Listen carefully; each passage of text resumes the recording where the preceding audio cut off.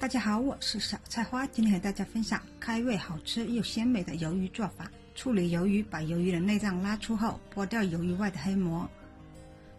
鱿鱼的眼睛吸盘切掉后，把鱿鱼的长须切短点。接着把鱿鱼切开边，再切成丝。切完鱿鱼后，切点配料。姜一小块，把姜切成姜丝。剥好3瓣蒜，把蒜压扁，切碎。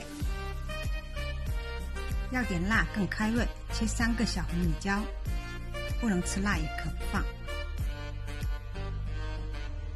一小把韭菜，把韭菜切成段。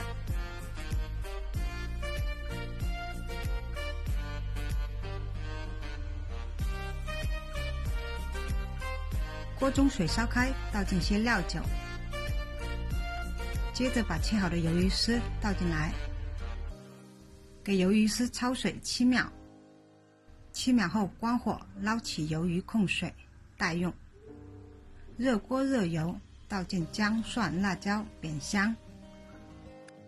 接着把焯好水的鱿鱼丝放进来，翻炒几下，再放进适量生抽。适量蚝油，不需要放盐，翻炒均匀。最后放进韭菜，不停翻炒。韭菜炒软后试一下咸淡，淡的话可以加少许生抽。